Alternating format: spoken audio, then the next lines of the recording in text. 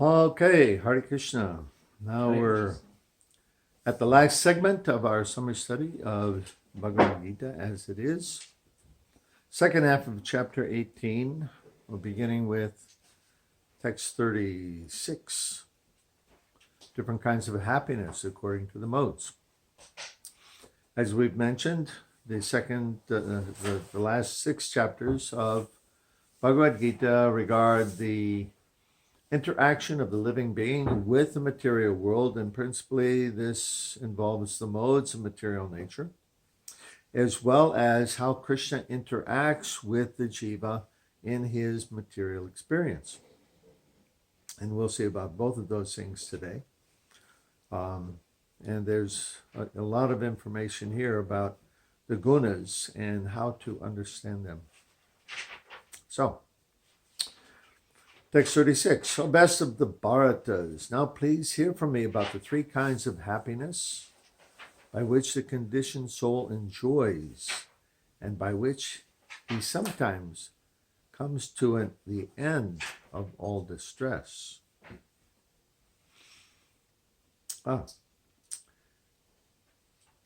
37. That which in the beginning may be just like poison, but at the end is like nectar, and which awakens one to self-realization, is said to be happiness in the mode of goodness.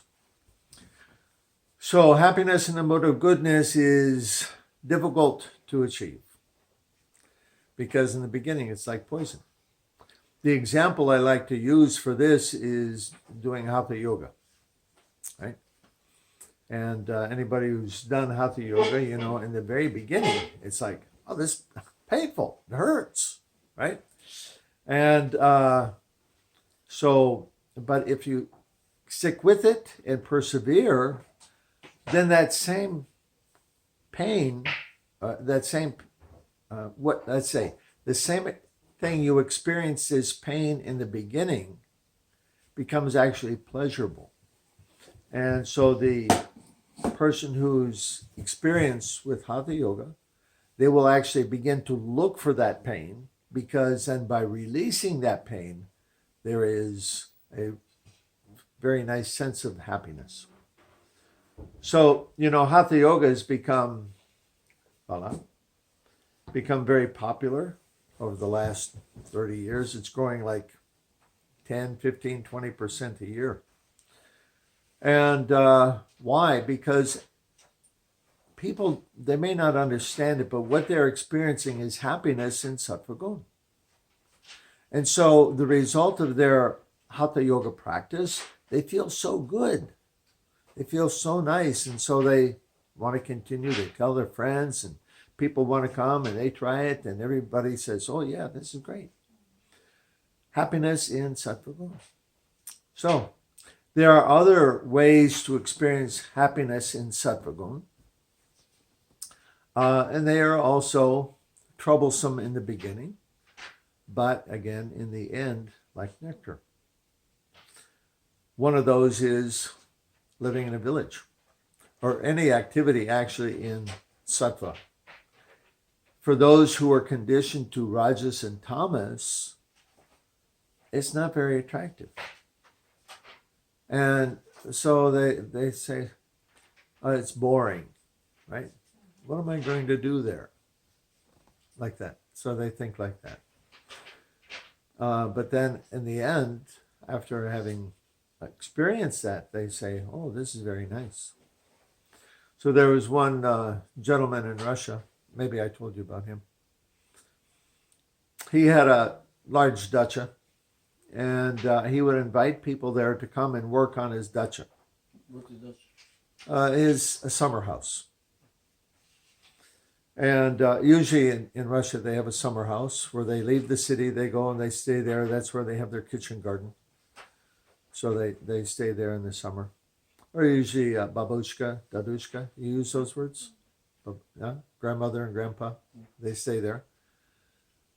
And many of the Russian devotees, they have fond memories of going to the dacha for the summer. So anyway, this one man, he invited people to come work at his dacha, and in fact, they paid him to work at his dacha. And the condition was they had to give up all electronic devices while they were there. So no cell phone, no tablet, nothing like that. Right? So no Rajagun. That thing is Rajagun. No instant gratification that you get from likes or whatever. And so people, they were so happy that they could go there and live without their electronics for a week or maybe even 2 weeks. And what? Put their fingers in the dirt. Become grounded by that experience. And so they get to experience Sattva-gun. And then they see, oh yeah, this is nice. I don't want to go back to the city. We should do that. So, yeah. So in the beginning, it's like nectar. But, in the beginning like poison, in the end like nectar. Okay. Happiness in Rajagun is just the opposite. That happiness which is derived of contact of the senses with their objects and appears like nectar at first, but its poison at the end is of the nature of Rajas. So the best example for this is you go to the shopping mall. Unlimited projects, satisfaction now. Get more now. Enjoy now. And you put it on your credit card, and then later on, oh, wait a minute. Oh, I got to pay for that. Oh. Poison in the end. And there's many examples. Of course, this entire civilization is in Rajagun and Tamagun. And, another good example of that is you get a new car, right? Everybody likes to have a nice new car. It works so well. But doesn't matter what kind of car you get. If you don't maintain it, it's going to fall apart. And then it becomes a source of problems and headaches, which you wish you didn't have. So there's so many examples. Many, many examples. Music, another one, right? We have our favorite song that we like to hear all the time, for a while. And then after a while, we don't want to hear it again. If I hear that song again, I'll go crazy. Right? So many, but then they play it later as the oldies, right? 10 years later, oh yeah, I remember that. But just a little bit. So many examples. Everybody has examples in their lives. We don't need to belabor that point. And then that happiness which is blind to self-realization, which is delusion from beginning to end, which arises from sleep, laziness, and illusion, is said to be of the nature of ignorance. That means intoxication of all kinds. Illusion, based on illusion. And so many people, they want that illusion, right? You go in the grocery store, there's a whole aisle just for liquor and beer, or 2 aisles sometimes. Wine, so many wines. People, they want that. They like to, I'd say, in this world, because they have no understanding of a higher reality, at the end of their day of doing work that they don't like to do, they need to get some relief by taking intoxication. And they can then relax, forget about that until tomorrow. So, civilization in Rajagun and Tamagun. So it's blind to self-realization. What's that mean? This means a person who's taking intoxication, they have no interest whatsoever. They're absorbed. This happiness in Rajagun and Tamagun, they absorb one in the body, in the bodily experience. And becoming, inebriated. What's the experience there? My mental equilibrium is off or distorted. And so I become absorbed in the body, in that experience. Same thing with sex or other activities, Rajagun, Tamagun. They bring one into the body so that you become captured.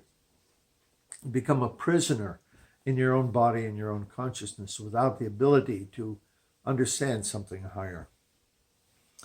So, 3 kinds of happiness. And the real misfortune is that people in this modern society, they have no idea what is real happiness. They take pleasure to be happiness, which is happiness in Rajagun. They take pleasure to be happiness, and they're completely unsatisfied in the heart. They have no experience of happiness. And so they're suffering so much. How is it? One philosopher said that most people lead lives of quiet desperation. They're cringing inside. Well, desperation. Because they don't know any meaning to life. And unfortunately, neither do they search for it. Anyway, over the course of many, many, many lifetimes, gradually, we all make spiritual progress. Okay. There is no being existing either here or among the demigods in the higher planetary systems who is free from the modes of material nature. Extremely important. Even the devas, they are not free from those modes. So this is how the material world is operating. The whole thing functions under the influence of the Gunas. And these are the predominant psychological influence for the jivas in this world. The modern psychologists, they labor in vain to try to understand the psychology of people without understanding the gunas. And so it's, you can't, it's impossible to understand. Because we see what? A dog here is the same as a dog in Russia, the same as a dog in India, the same as a dog in the United States. Dog is a dog is a dog. Or a cat, or a bird, doesn't matter. They're going to behave the same way. But human beings, they're all over the map, right? From saints to sinners and everything in between. And so psychologists look at that and they compare it to animals and you go, boy, extremely complex. What's going on? And of course, they come up with all kind of theories like Freud, which are not correct.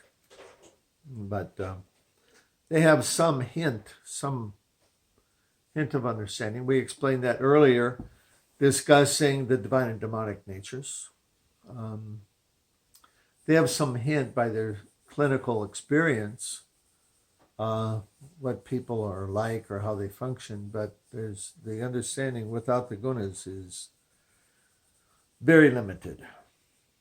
Okay, next we're going to discuss the nature of people according to the gunas. Brahmanas, Kshatriyas, Vaishyas, and Sudras are distinguished by the qualities born of their nature in accordance with the material modes. So, the mode that a person have is determined by their body. We get a body from father and mother. Father and mother, they both have their nature. We are a combination of those. And so, our character, to a large extent, is determined by those gunas, but also from our previous karma. So it's explained that our destiny in this life is determined by guna and karma.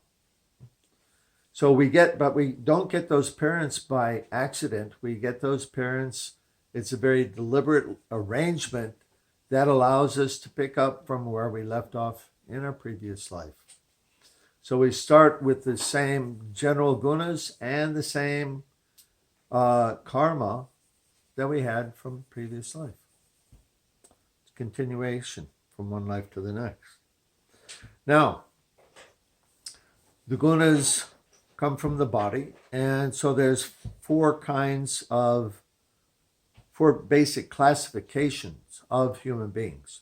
And they're classified according to their nature. That means what they like to do, what their inherent, how are they attracted to interact with the material energy? That's one way to put it.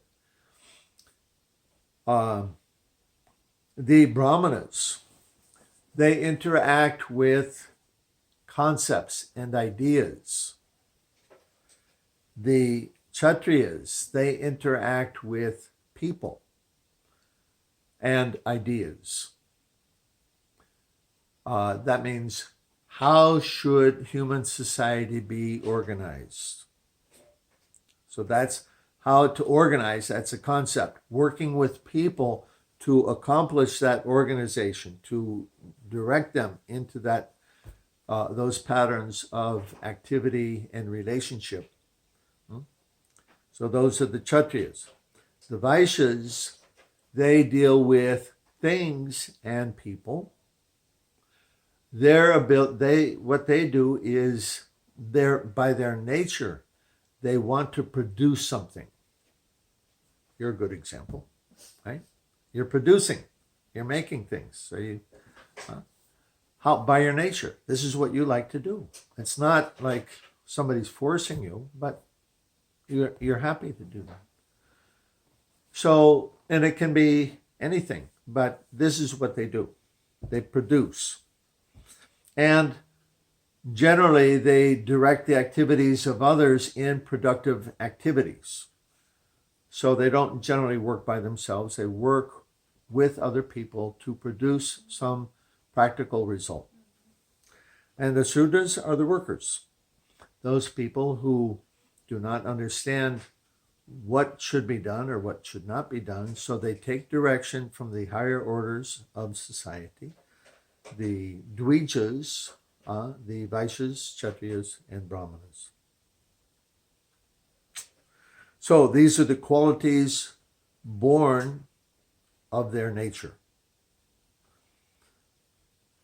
And those divisions are present in every culture, every society, everywhere. Doesn't matter what they're called. Doesn't matter whether you have capitalism or communism or socialism or whatever ism.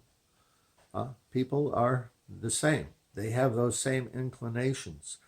And by Krishna's arrangement, all of those inclinations are required to have a functional society. You must have the intellectual class, the brahmanas, who understand what to do, what not to do. They give instruction, advice to the kshatriyas, who are directing people what to do, what not to do. And the vaishyas, who are doing appropriate work according to the values of civilization. Modern civilization has no values. And so we see that the Vaishyas are engaged in unbeneficial, horrible works meant to destroy the world too often, for lack of a proper intelligentsia who are guiding society. And the Sudras, they have no basis for discrimination. They simply do whatever they're told because they need protection. Okay. Now the qualities of the Kshatriyas: heroism, power, determination, resourcefulness, courage in battle, generosity, and leadership are the natural qualities of work for the Kshatriyas. So that's different than what I described. I described Kshatriyas being engaged in directing people in organization of society. Like manager. Well, yeah, but more than manager, okay? So we take a village, okay? There can be a small enterprise. There's a bunch of men out cutting wood in the forest. And there's one Vaishya, he's directing their activities. But who's looking after the roads, the schools, the cultural aspect? Somebody needs to organize all of this. And so that's the Kshatriya. So he's like father of all of these people in the kingdom. And looking after everything that they need for their proper spiritual and material development. My name is in here. Generosity and leadership, Dhanamishvara, if you see in the Sanskrit. That's where my name, one of the meanings of my name. What is your Dhanamishvara. Dhaneshvara. Dhaneshwara is? Yeah, but there's Dhanam Ishvara. Where is that? Великодушна. Дана е милостиня. So, heroism, power, determination, resourcefulness, courage in battle. So, not every man has these qualities. These are particular men. Women also. Women, there's Kshatriya women. But here it's referring to specifically to men. Let's say these qualities are manifest differently in men and women. Yeah, good example. Queen Kunti, also Draupadi. Yeah, many. So many Vedic women we read about in our Shastra who give, let's say, who are their wives of the kings. So some people will say that the women have no varna, but this is not correct. The varna of the women is expressed differently than the men. Okay, a varna according to Gunas, right? Their varna is expressed in terms of how they assist their husbands.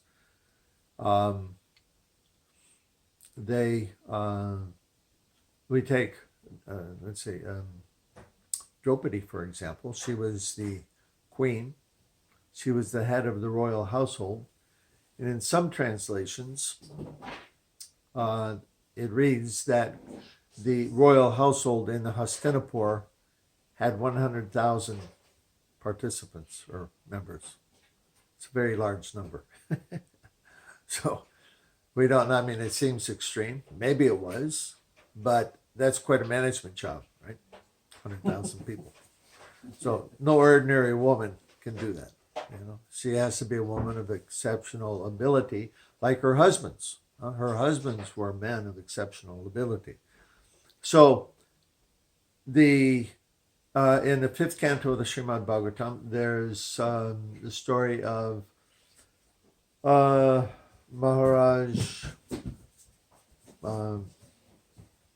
Prachini. What is his name?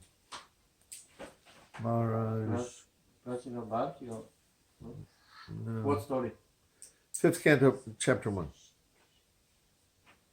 One second. Maharaj Prachini, Priyavrata. And his wife's name was Parashmati. And it's explained there that, so he was the ruler of the world, and it's explained that he derived enthusiasm from his wife, from her submissive nature to him, by her encouragement, and so on.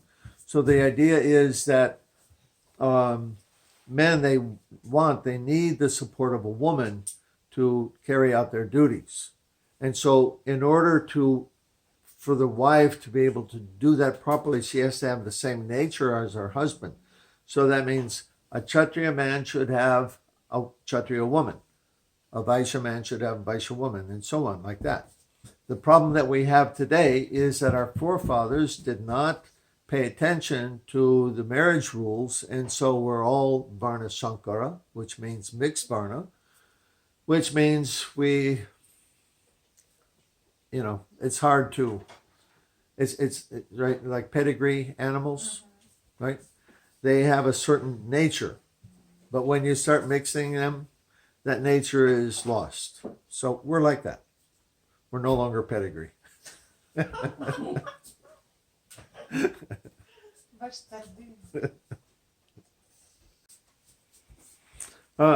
So, yeah, okay, Kshatriyas.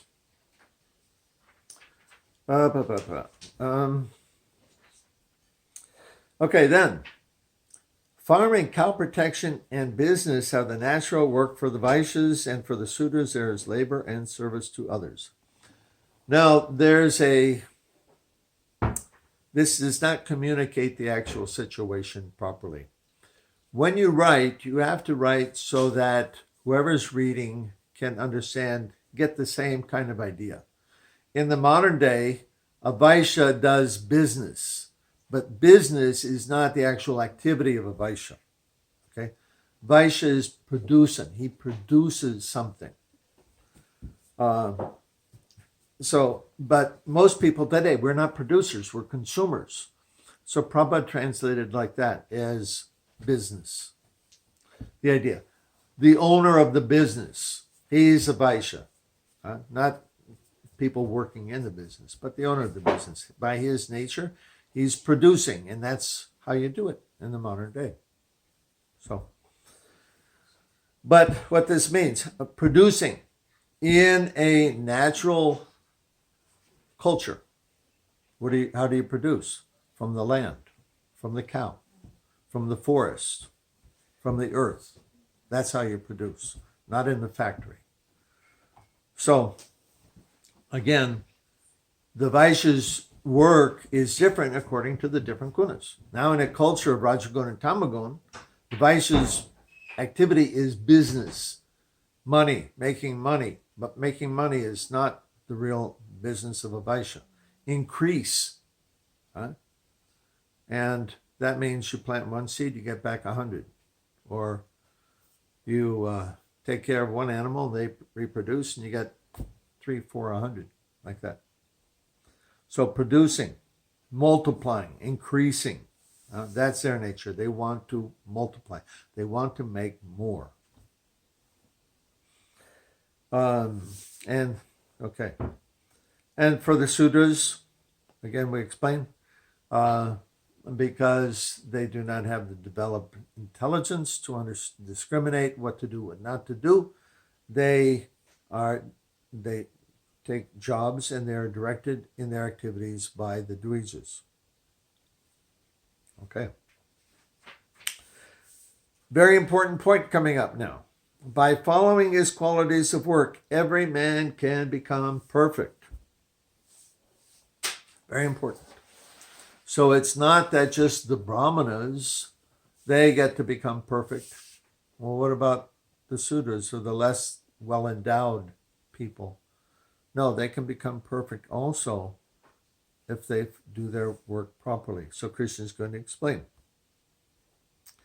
By worship of the Lord, who is the source of all beings and who is all-pervading, a man can attain perfection through performing his own work. How? By worship of the Lord. It is better to engage in one's own occupation, even though it may be performed imperfectly, rather than to accept another's occupation and perform it perfectly. Duties prescribed according to one's nature are never affected by sinful reactions. This is repetition of what Krishna told us back in chapter 3, text 35. The exact same thing.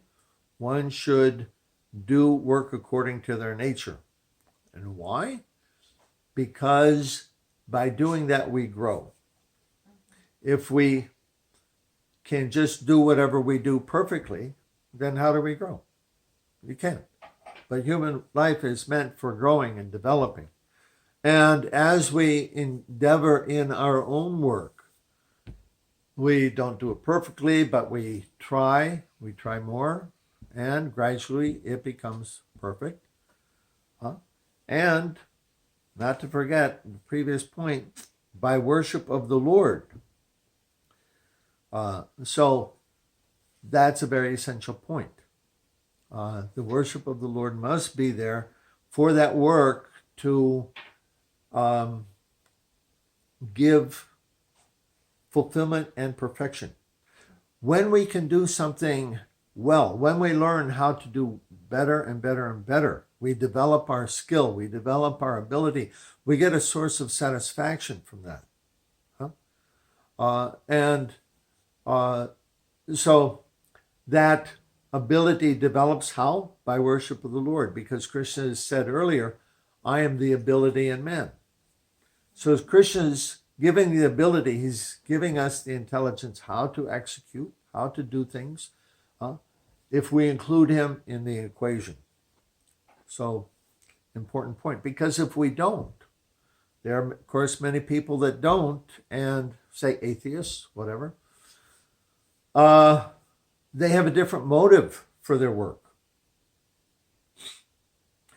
The point here is to please God by performance of our work.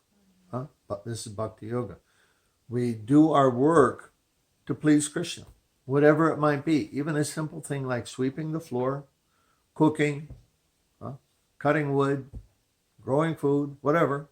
We do it with the consciousness, the mentality of doing it for the pleasure of the Lord. For example, in the third canto of the Srimad Bhagavatam, it's explained there that the damsels of Vaikuntha, they are very busily engaged cleaning the walls of the palaces. But there's no dirt in Vaikuntha. What are they doing? They want to please the Lord by their service attitude. Yeah. That's the idea. Their motivation for their activity is to please the Lord. So we're in training right now. This is what we're doing. We're training ourselves to become eligible to enter into that world so that we'll fit right in. We do training here. We don't do training there.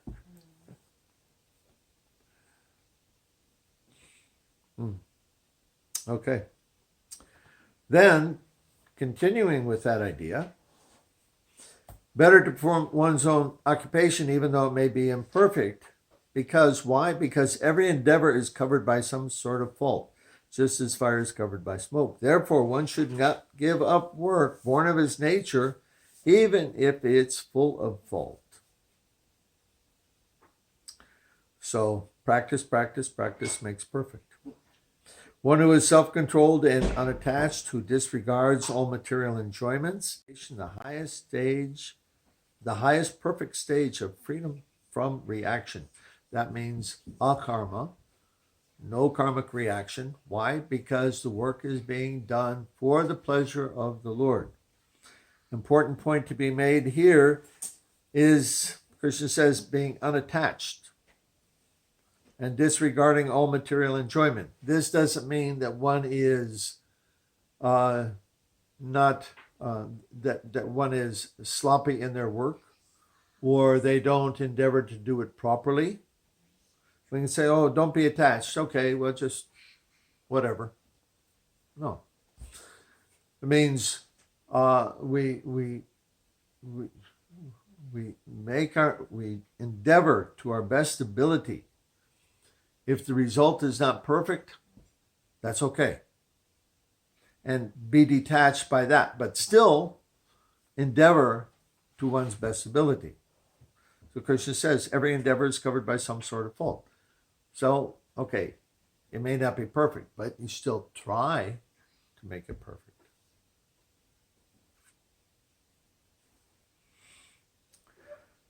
One who is self-controlled and unattached and who disregards all material enjoyment.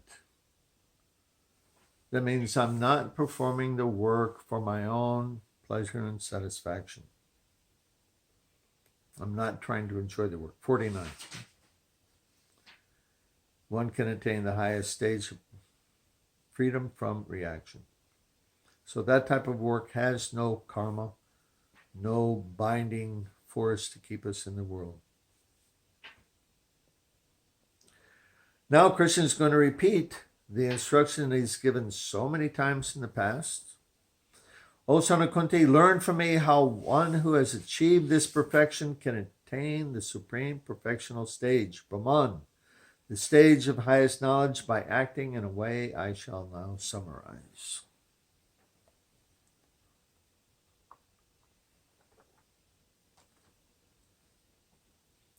Being purified with his intelligence, Sattva-gun. Controlling the mind with determination, this is also Sattva-gun. Giving up objects of sense gratification, detachment. Being free from attachment and hatred, that means beyond duality. One who lives in a secluded place, Sattva-gun.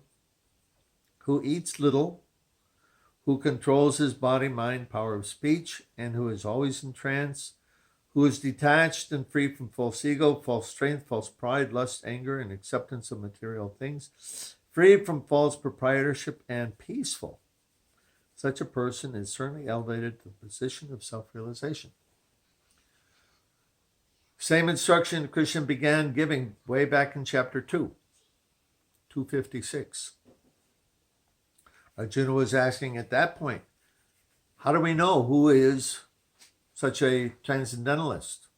And Krishna gave some of these qualities, not all of them, but they've been repeated again and again throughout the Gita. And so now this chapter is the summary. It's the finale.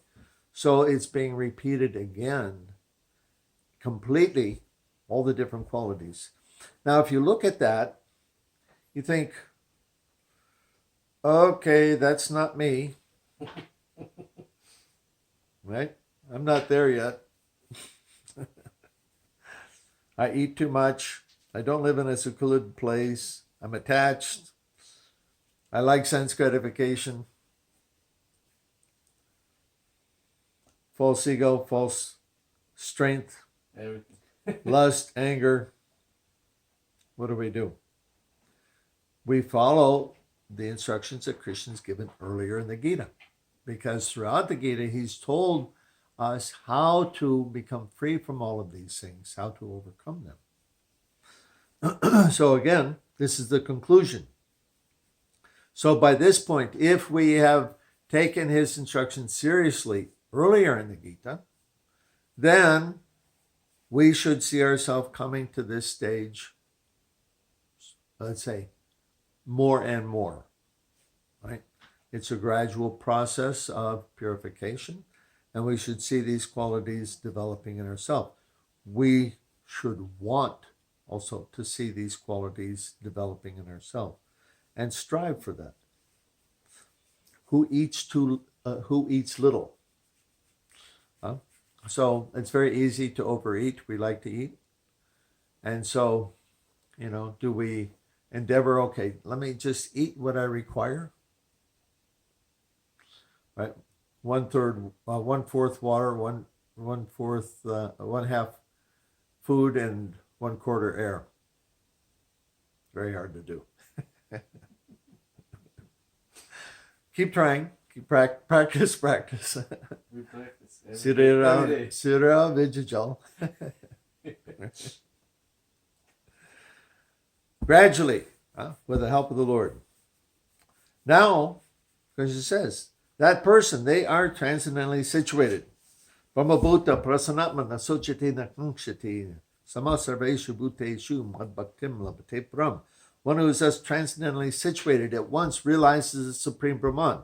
Brahman means the spiritual level. That's what Brahman means. It doesn't mean the white light. It means one has become transcendental to the material world. The Brahman platform. He is free from duality, not lamenting, not hankering. Okay? He is samadarshana, equally disposed to every living being. Why? Because he doesn't want something from somebody else. So if I don't want something from you, I can be neutral to you, right? But if I want something from you, then I'm not. So we're not trying to exploit other people. Then we can become samadarshana. In that state, he attains pure devotional service unto me. So, one can understand me as I am, as the Supreme Personality of Godhead, only by devotional service. And when one is in full consciousness, by such devotion, he can enter into the kingdom of God. Again, this has been repeated many times throughout the Gita. Who is qualified to go to the spiritual world? And it's the same instruction again and again. Though engaged in all kinds of activities, my pure devotee under my protection reaches the eternal imperishable abode by my grace. So, to become saintly doesn't mean you sit there and do nothing. Right? Om Shanti Shanti Shanti. Not like that. Huh? You can be engaged in all kinds of activities. Now, here's a very important point. 57, 58, and 59. And 62. In all activities, just depend upon me and work always under my protection. In such devotional service, be fully conscious of me. We discussed this back in chapter 6. The idea of bringing the mind under control, because by doing so, the super soul is reached. And this is what Krishna is referring to here. Become conscious of me as the super soul. And work always under my protection. When I talk about this, I give an example of Prabhupada. In the memory tapes, many devotees are speaking about their interactions with Prabhupada, and many say, well, it seemed like he could read my mind. And it wasn't that Prabhupada was a mind reader, but that he was in touch with Supersoul, just like it says here, right? Just depend upon me, work under my protection. So in one interaction with a professor, Prabhupada told the professor, Krishna tells me what to say. And one of Prabhupada's leaders was present in that conversation. He tried to correct Prabhupada and say, what Prabhupada means is that Krishna is giving him the intelligence what to say. And Prabhupada said, no, Krishna tells me what to say. He's speaking to him from the heart. So, and here's some, so the self-realized, the bona fide spiritual master, he is considered the via medium for the neophyte devotee, because he's in contact with the super soul. He can then give instruction for the disciple direct from the Lord. He's the medium, like you wear eyeglasses. It's coming from the Lord through him to the neophyte devotee. That's the idea. It's not the spiritual master getting involved. Bona fide spiritual master. And this is one of the criteria of bona fide spiritual master. Prabhupada uses that expression almost every time he says spiritual master. He qualifies it by saying bona fide.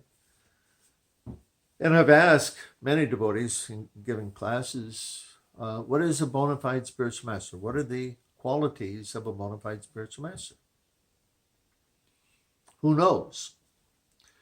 Well, generally what happens is devotees will speculate about that, but Prabhupada gives very specific criteria. What is a bona fide spiritual master? Throughout his books. You know? What What are the qualifications of a bona fide spiritual master? you said now? Contact with Super Soul? That's More. one. You mean more? Yeah.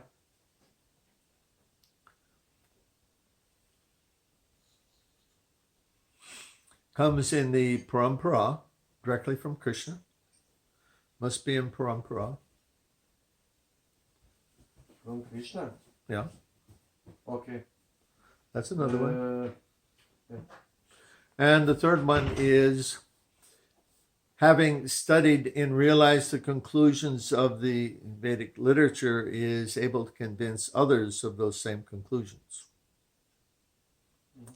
So, Madhyama.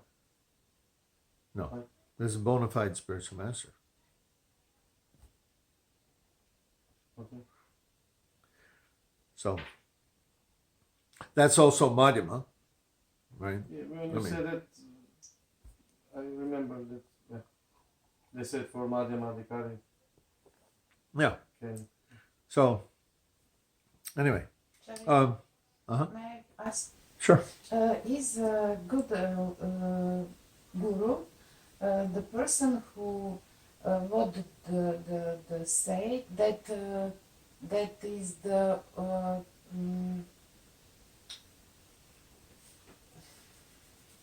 is have a continuity with what he say that is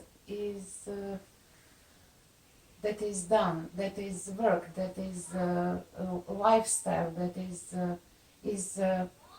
is not different. I think I'm talking that is good for everything, but he do another thing. For example, Sorry, I'm not clear on that. Achar Prachar. Huh? Achar Prachar. Like Achar Prachar. That. Doing activities and. He's speaking about something Speaking. and doing the same thing. Not that he's speaking one thing and doing Uh-huh. another. Okay. You mean like Not that? no hypocrisy. Yeah. Is that your question? Mhm. Sure. Sure. It's not do as I say and not what I do. no, that is Not like that. Not like that. No. What is in Veda right? That is Guru said. Yeah. And that is- So, one who has realized the conclusions of the scriptures and is able to convince others of them. That means not that just I know that intellectually, but I understand it, and because I understand it, I follow. Okay? I must follow. If I don't follow, no, I'm not a bona fide spiritual master. Okay? Okay, continuing. If you become conscious of me, you will pass over all the obstacles of conditioned life by my grace. No problem. Right? Krishna's in the heart. He's our best friend. He knows everything. He knows the past, present, and future. He knows what's around the corner. He's telling us where to go, what to do. If we are listening, we will pass over all the obstacles of life by his grace. But if we do not work in such consciousness, but act through false ego, not hearing him, we will be lost. So, the first thing is to come to the stage of being able to hear him. The second point is surrendering and doing what he says. And we may not want to do that. So, in time, we come to that point. Now, he's bringing this back to Arjuna. Okay, so it's just like, you know how they do in the movies, right? They start there and then they go off into some other long story and then they zoom back, right? So now we're zooming back to Arjuna on the battlefield. If you do not act according to my direction and do not fight, you will be falsely directed. By your nature, you will be engaged in warfare. It's his nature, his guna and karma. So he has to do that, even though he's temporarily, sentimentally wanting to avoid his nature for our benefit, so the Bhagavad Gita will be spoken. So he says, you have to do that. This is what you have to do. So, going back to the previous, in all activities dependent upon me and work always under my protection and be fully conscious of me, you will pass over all the obstacles of life in that way. So, now for Arjuna, that means fight. And if you fight, you will pass over all the obstacles of the war. So what's that mean for us? That means whatever our duty is, whatever we're dealing with, whatever how Krishna is directing us. So Arjuna's duty was fighting in this war. We also, every one of us, have our duty, whatever that might be. And we should know what that is by some introspection. And the best way to understand that is the satisfaction of the heart. If we are not properly situated, our heart will not be satisfied. We will be unhappy. When we are in such a condition, we must try to resolve that by looking for a different situation. If we stay in that wrong situation, being falsely directed, we're wasting our life. So, satisfaction of the heart. Krishna's in the heart. This is how we know. My heart is peaceful. Good. I'm properly directed. My heart is not peaceful. My heart is disturbed. That means that happens for a reason. Just like, pain. Pain is a sensation that means change what you're doing, right? So pain in the heart is the same thing. The same, just like you put your hand on something hot, you move your hand. So the pain in the heart is meant to make us move to look for a different situation. And that's how Krishna works. He doesn't force us. We don't have to. But we should understand that it's a feedback mechanism, right? And if we understand that feedback mechanism, then we see, as Krishna is saying, where it's just coming up, here, in 61. Oh, the next verse. The Supreme Lord is situated in everyone's heart and is directing the wanderings of all living beings as if seated on a machine made of material energy. So the Lord's in the heart and he's directing us. And this pain in the heart is his feedback mechanism so that we understand I have to change my position. I have to do something different.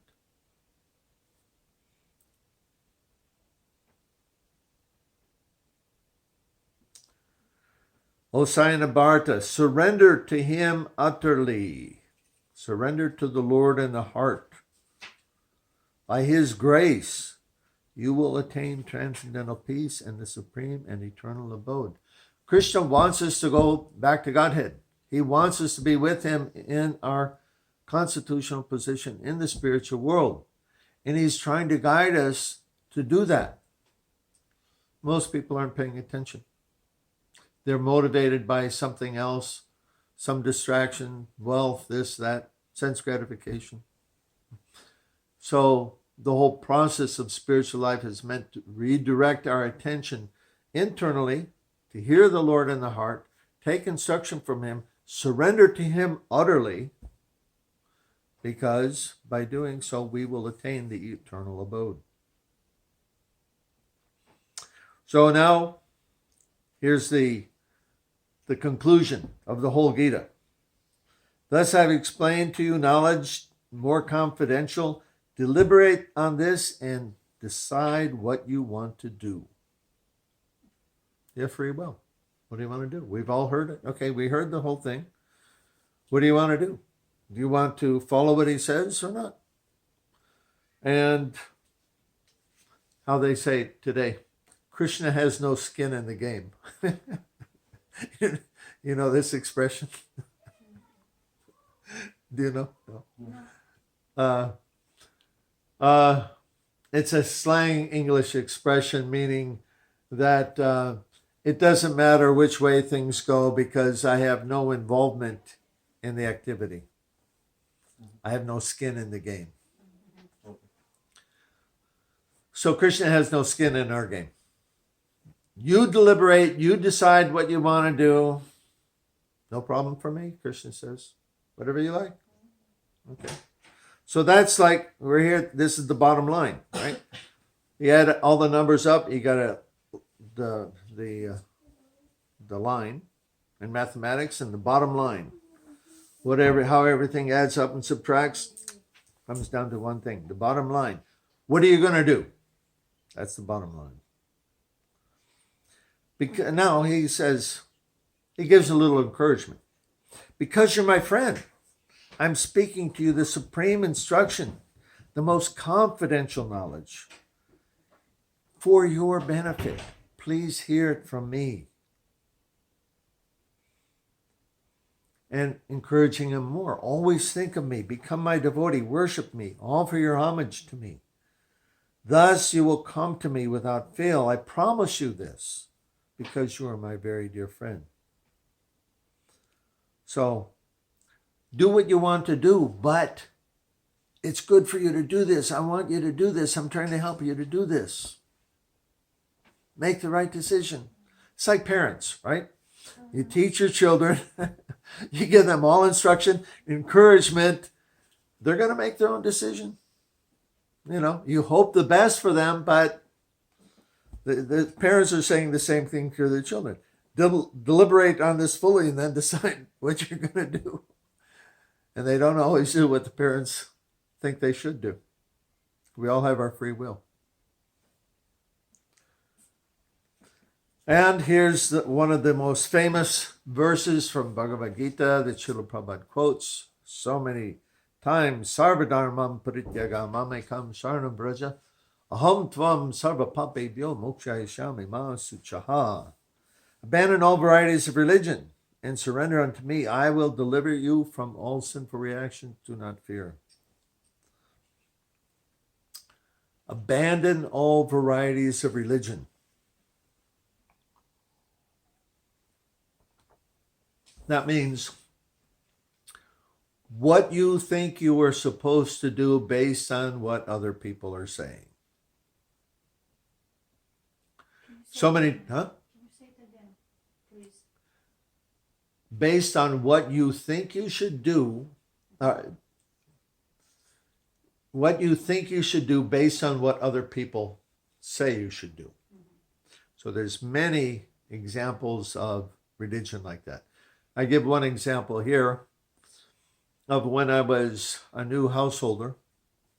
After having lived in the temple for 5 years, my wife and I, we got a house. And in America, I told you about how the communities are organized. They don't have fences in front, right? Everybody has grass, and you're supposed to have nice grass, okay? Not just... So we got a house, and the grass wasn't very nice. So I was going to the store to buy grass seed, and I thought, well, where's grass seed come from? It comes from grass. There's already some grass there. So the grass will make its own seed, and then very naturally it'll become nice grass. So I'm lazy, right? The lazy man's approach to getting nice grass. So after about 3 weeks, my grass is like this high. Looks like nobody lives at the house. And this is against the Dharma of America. You can't do that. So the man next door, he sent his son over. He said, my dad wants to know when you're going to cut your grass. So this is one of the dharmas, one of the varieties of religion of the United States. Paying your taxes, another variety of religion, right? They say, you should always pay your taxes. Be a good citizen. So many ideas. But what other people think we are supposed to do. And Krishna says, give them all up. Surrender to me. What did I say in here? This is what you should do. Forget everybody else.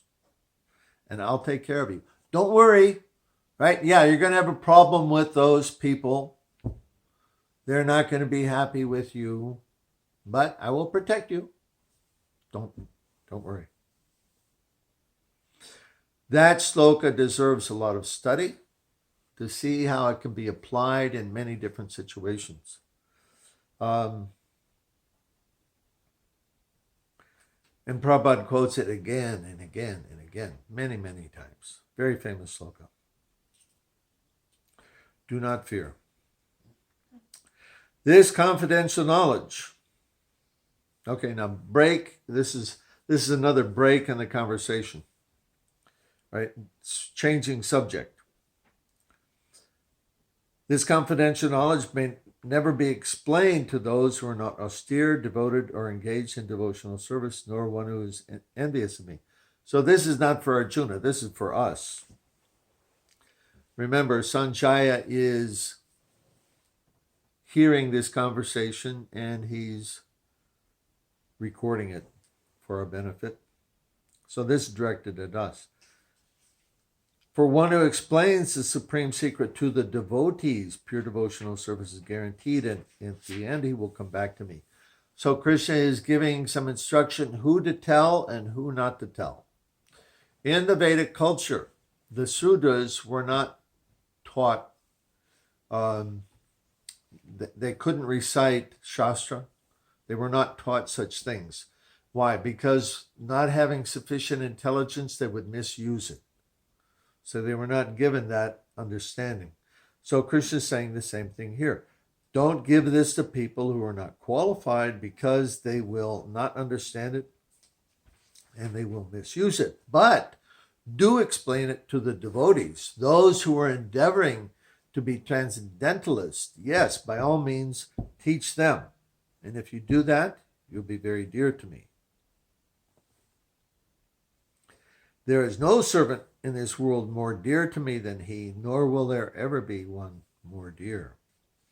And I declare that whoever studies this sacred conversation worships me with his intelligence. One who listens with faith and without envy becomes free from sinful reaction and attains to the auspicious planets where the pious dwell.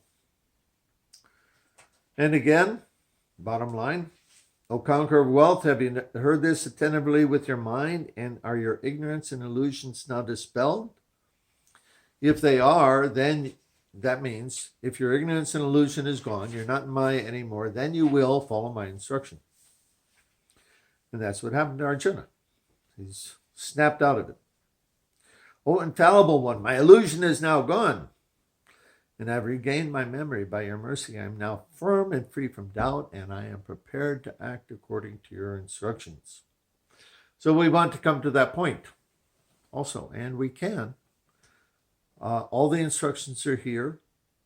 They're not given in the way that we learn things in our textbooks in modern society. It's not 1, 2, 3, 4. It's all mixed up. So, good to unpack the Bhagavad-Gita in different ways. We've talked about that before. And then look at it in a topical way, or from this instruction, or this way or that. There's so many different ways. Prabhupada was encouraging the devotees. He said, you should discuss among yourselves Bhagavad-Gita, because one person understands something, another one does not. And when you share that, your realization with others, then they get to see, oh yeah, right, I didn't think about that. Oh yeah. So it enhances our understanding to share this knowledge. So that's the idea, that to discuss Bhagavad-Gita in the association of devotees. Not always in a lecture like this, but is in a group where you just sit and you read together, and then you say, well, what do you think about this? What do you think about that? Or I've got a question about this. So discussion. So that's a highly recommended way to do it. O King, as I repeatedly recall this wondrous and holy dialogue between Krishna and Arjuna, I take pleasure, being thrilled at every moment. O King, as I remember the wonderful form of Lord Krishna, I am struck with wonder more and more, and I rejoice again and again. Well, by the mercy of Vyas, I've heard these most confidential talks directly from Master of all mysticism, Krishna, who is speaking personally to Arjuna. And as I recall this wondrous and holy dialogue, I take pleasure being thrilled at every moment. As I remember the wonderful form of Krishna, I'm struck with wonder more and more, and I rejoice again and again. And finally, wherever there is Krishna, the master of all mystics, and wherever there is Arjuna, the supreme archer, there will also certainly be opulence, victory, extraordinary power, and morality. That is my opinion. Srimad Bhagavad-Gita ki. Jai. Srimad Bhagavad-Gita as it is. Ki jai. Jai. Okay, discussion, comments, questions. Uh, 47. Better. Better. Perform your duty. Yeah. Uh-huh. And if something is not my duty, how can I perfect? Okay, what this means is our primary activity. Now, it's a dirty world. We all need to clean the house, sweep the floor, keep the place clean. Okay. We can say, oh, that's not my duty. That's not what this is referring to. I've seen some brahmanas who think like that. It seems. No, we have to clean the floor, clean the kitchen. That's not the idea. The idea is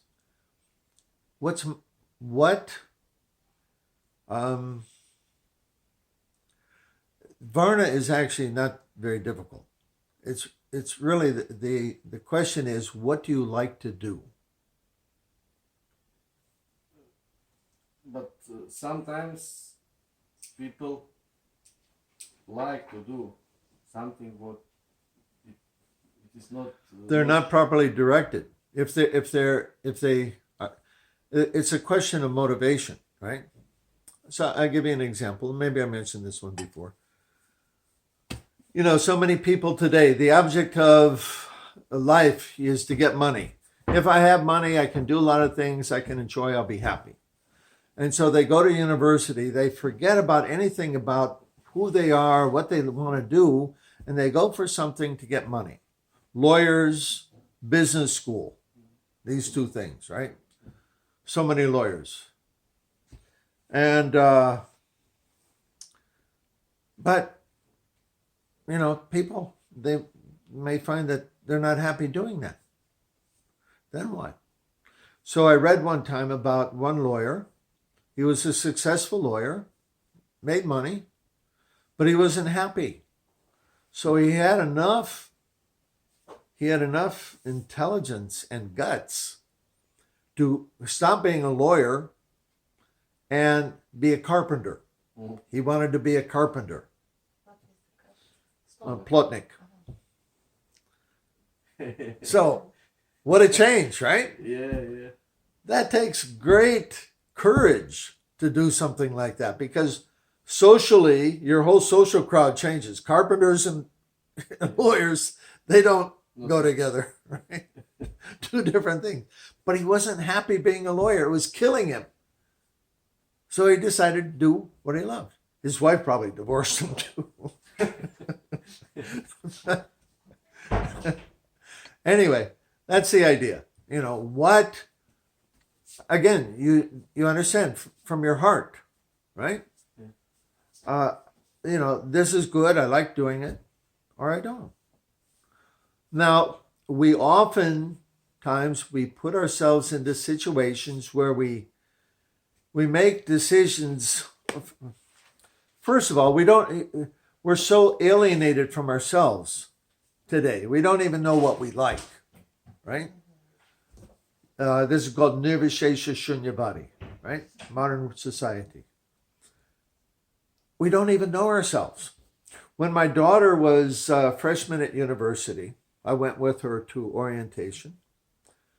And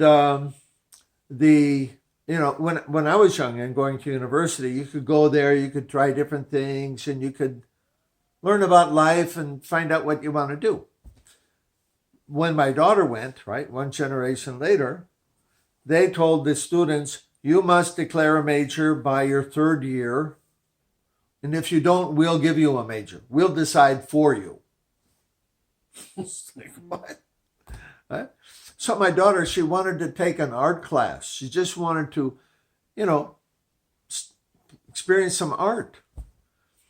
But she wasn't able to take an art class unless she became an art major. So young people did it. They don't know who they are. They don't have an opportunity. You're young. What do you know? You have to get some experience. You have to try different things. And so generally this is, again, because we're Varna Sankara, our parents can't, the elders of society, they're not giving proper direction. They don't know how to decide. When I was going to university, I was trying to figure out what do I want to major in. And the counselor, he says, well, what did you like to do? What classes did you like in high school? Like, well, high school is extremely limited. There's a lot more to life than what you do in high school. But on that, I said, oh, I like metal shop. That was nice. And he says, okay, why don't you study metallurgy?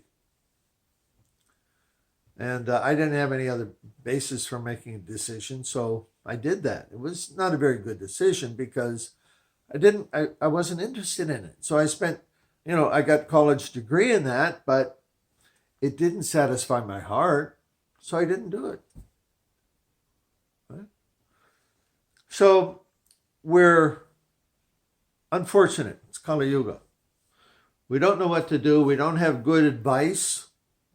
So it comes down to trial and error. What do you think you'd like to do? A good astrologer can help. And good luck if you're finding a good astrologer. Another counselor that may not be good. Recommendation. Yeah. So, we're at a great disadvantage these days, and it's really a matter of, and this is what I tell young people, you have to try a lot of different things. Don't, try to get different jobs instead of being in the same thing. And it takes time. But then usually and I suggest to the young men, you should have this figured out by the time you're 30. Treats it. Because for man's psychology, there's different stages of life. And you can't do in your 40s what you did in your 20s. You have to have it figured out. By the time you're in your 40s, you should be a master of something. And so otherwise, you cannot be happy or satisfied. Did I answer your question? Yeah, and many more. Yeah.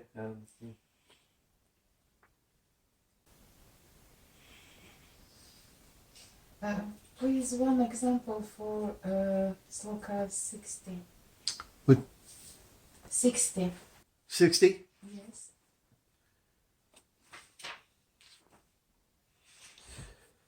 Okay. What about it? Oh, you want an example? Yes. Oh. Okay. This is really what we've been talking about. So Krishna's just saying, I'm in your heart. I'm giving you direction. If you can hear that, you will pass over all the obstacles by my grace. What's in the heart? And we're talking about dissatisfaction of the heart. Okay? If we hear that, or we can ignore that. And a lot of people do. 80% of the people do not like the work that they do. Terrible. Right? So they're not listening to the heart. So if you do not act according to my direction, 60. Okay. So Arjuna was in the beginning. He's saying, I'm out of compassion for all the people on the battlefield. It's better, we're going to kill all these people just so I can have a kingdom. Forget it. I won't have a kingdom. Let everybody go home. I'll go to the forest. But Krishna's saying that's not going to work.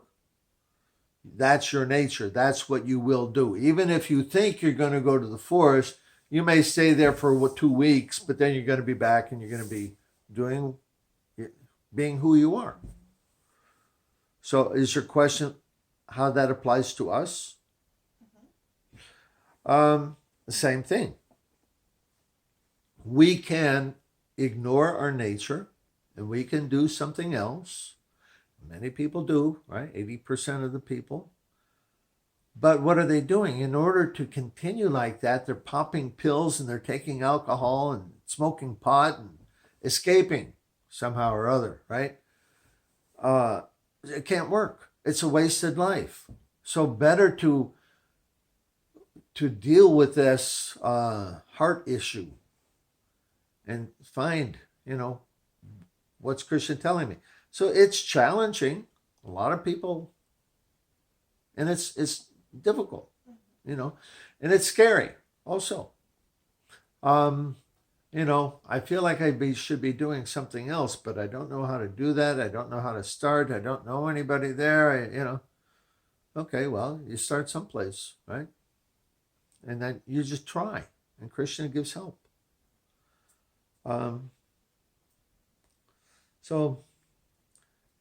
Krishna's saying, by your nature, you will have to do this. Okay, well, people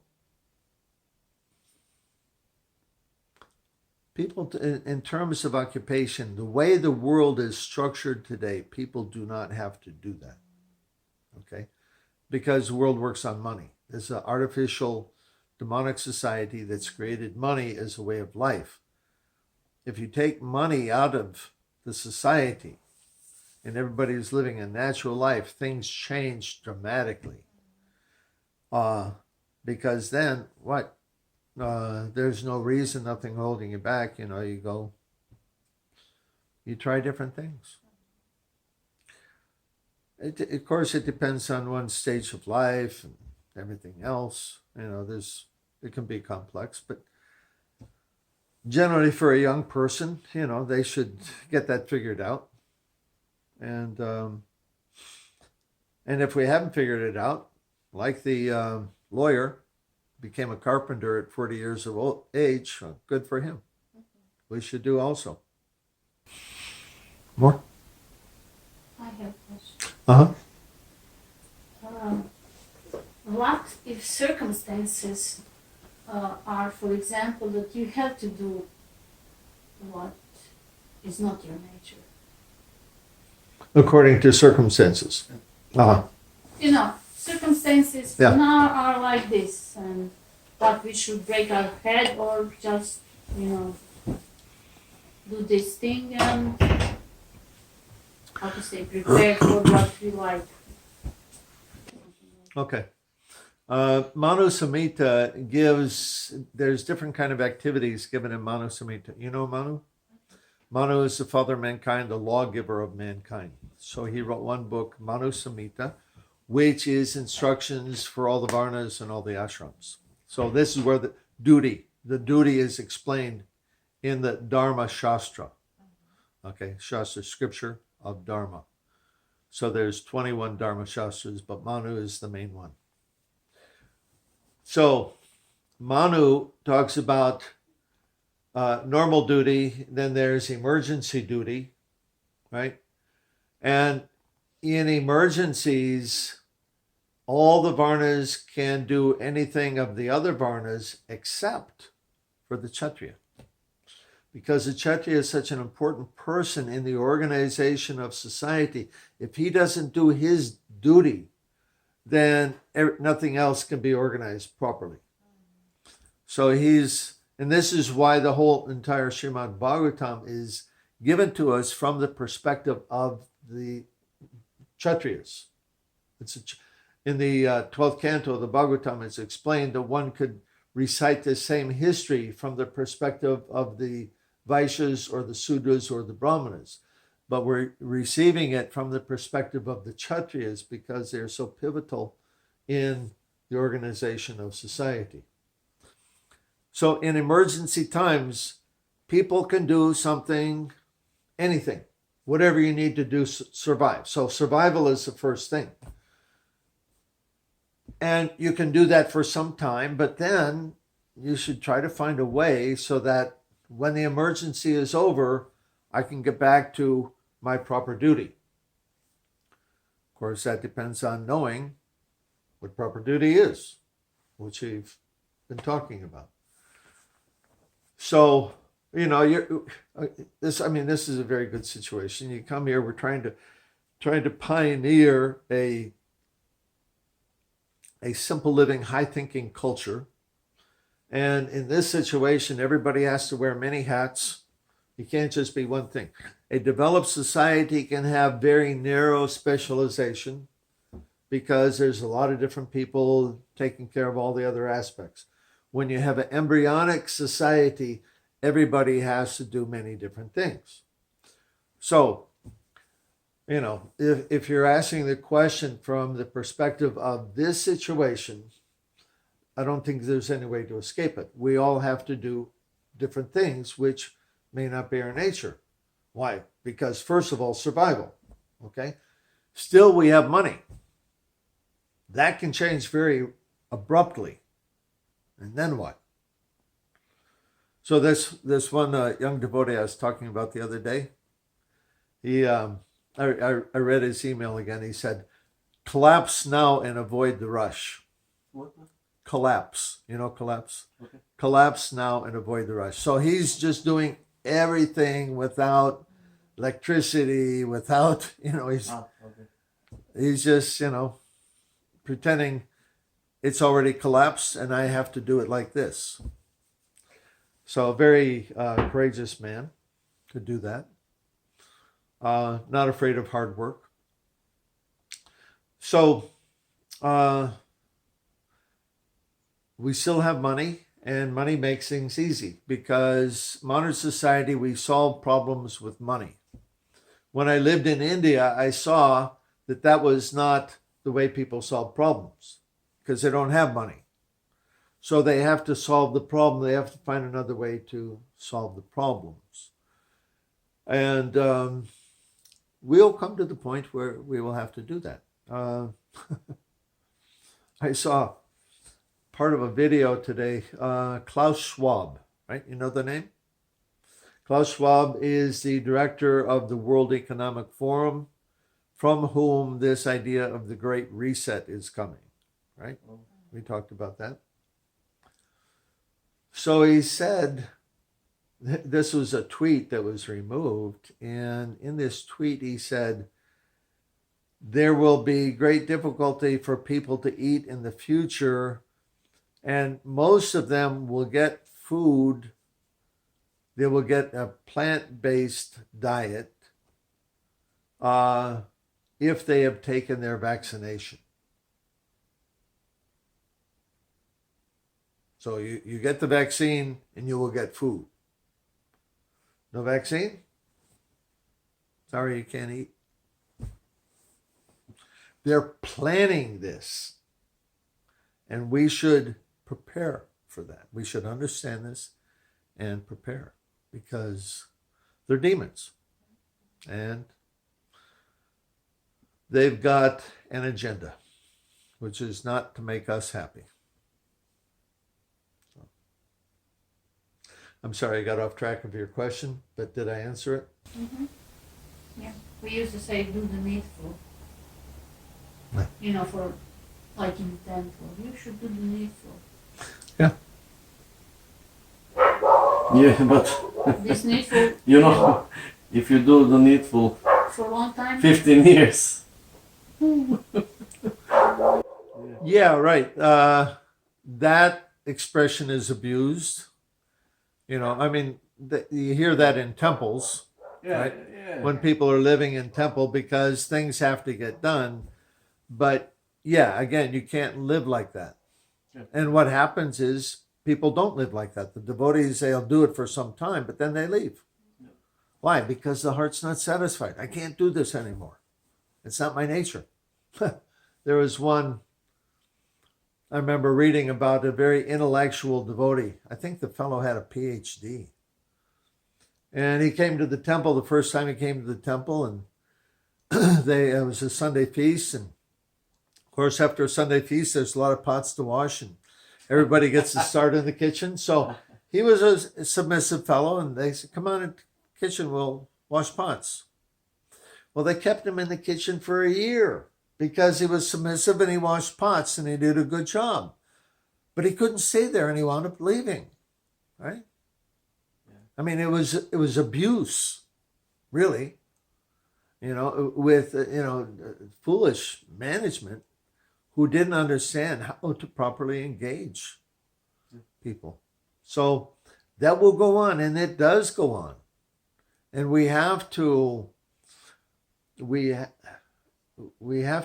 the Lord in the heart, right? And if the heart's not satisfied, we have to take action. We have to do something. Krishna said, Arjuna, you do it in your nature. One day. Yeah. What this means is, it's just like, okay, do the needful, right? That's the same thing as Arjuna saying, I'm going to the forest. Okay, you can do it for some time, but you won't do it all the time.